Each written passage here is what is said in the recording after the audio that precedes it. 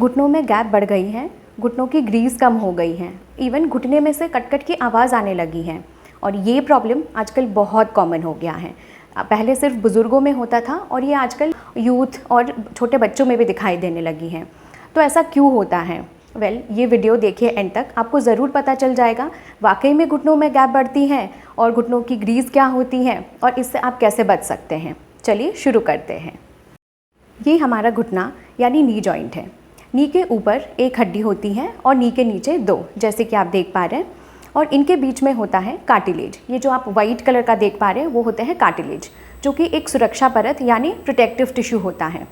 Cartilage rubber की तरह होता है और हड्डी से ज़्यादा फ्लेक्सिबल यानी लचीला होता है और इसका काम दो हड्डियों को जोड़ने वाले जो एंड्स होते हैं उसको सुरक्षित रखना या प्रोटेक्ट करना होता है, ताकि जब हम घुटना मोड़ें या मूव करें तब हड्डियाँ आपस में रगड़ ना खाएं। और यही कार्टिलेज जब टूट जाती हैं या ख़राब हो जाती हैं तब घुटनों के बीच में गैप कम हो जाते हैं और हड्डियाँ आपस में टकराने लगते हैं।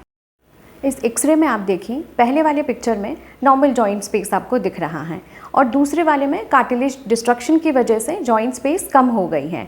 तो इससे पता चलता है कि घुटनों में गैप बढ़ती नहीं बल्कि कम हो जाती है, यानी जॉइंट स्पेस में रिडक्शन हो जाती है और इस कंडीशन को ऑस्टियोआर्थराइटिस कहते हैं और लोकल लैंग्वेज में इसको गठिया भी कहते हैं, जिसके कारण जोड़ों में दर्द, अकड़न यानी स्टिफनेस और सूजन आ जाती हैं। अब ऑस्टियोआर्थराइटिस क्यों होती है? जनरली ये बीमारी मिड एज में यानी 40 से 50 या इससे ज़्यादा उम्र वाले लोगों में होने की चांसेस ज़्यादा होती हैं, यानी ये एक एज रिलेटेड डिजीज़ है, क्योंकि उम्र के साथ साथ जॉइंट्स की जो कार्टिलेजेस होते हैं वो धीरे धीरे डैमेज होते जाते हैं। इसके अलावा किसी को पहले कभी जॉइंट इंजरी हुई हो, जैसे कि जॉइंट डिसलोकेशन या फिर लिगामेंट में टियर हुआ हो, या कोई अगर बर्थ से ही यानी जन्म से ही अबनॉर्मल जॉइंट्स के साथ पैदा हुआ हो, उनमें भी इसका खतरा बहुत ज़्यादा होता है। इसके अलावा कुछ और कारण होते हैं। पहला है ओबेसिटी यानी मोटापा और दूसरा है पुअर पोस्चर, जैसे कि कुछ जॉब्स में लोगों को लंबे समय तक खड़े रहने की ज़रूरत होती है, और लास्ट है जीन्स। अगर फैमिली में किसी को है तो नेक्स्ट जनरेशन को भी इसके होने की चांसेस ज़्यादा हो जाते हैं। और अगर कंपेयर करें तो ऑस्टियोआर्थराइटिस मेल से ज़्यादा फीमेल्स में होती हैं और आजकल तो मॉडर्न और सेडेंट्री लाइफस्टाइल में बच्चों में भी और यूथ में भी ये बीमारी देखी जा रही है। तो इसको पहचानें कैसे? आइए जानते हैं। इसके 4 स्टेजेस होते हैं।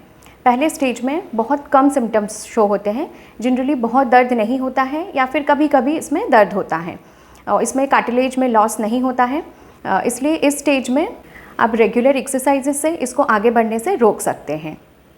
अब चलते हैं स्टेज 2 की तरफ। स्टेज 2 ऑस्टियोआर्थराइटिस में सिम्टम्स ज़्यादा शो होती हैं और इस स्टेज में जनरली हड्डियों में उभार, जैसे कि आप देख पा रहे हैं, उभार यानी बोनी ग्रोथ या इसको स्पर कहते हैं, ये देखा जाता है, जो डॉक्टर्स एक्सरे से पता लगाते हैं। मगर कार्टिलेज इस समय तक हेल्दी होते हैं या कभी कभी थोड़ा सा डिस्ट्रक्शन होना इसमें चालू होता है और जॉइंट्स में पाए जाने वाले जो साइनोवियल फ्लूइड होता है वो भी इनफ इसमें रहता है, जिससे आपको चलने फिरने, उठने बैठने और घुटनों को मोड़ने में परेशानी नहीं होती है। लेकिन इस स्टेज में ज़्यादा चलने पर या ज़्यादा मेहनत करने पर जॉइंट्स में दर्द की समस्या हो जाती है या कई बार घंटों एक जगह बैठने या लेटने के कारण दर्द और अकड़न की शिकायत हो जाती है। तो अगर आप ओवरवेट हैं तो डाइट और एक्सरसाइज से वेट लॉस करने से आपको जॉइंट पेन में रिलीफ मिलेगा और क्वालिटी ऑफ लाइफ में भी आपको इम्प्रूवमेंट दिखेगा।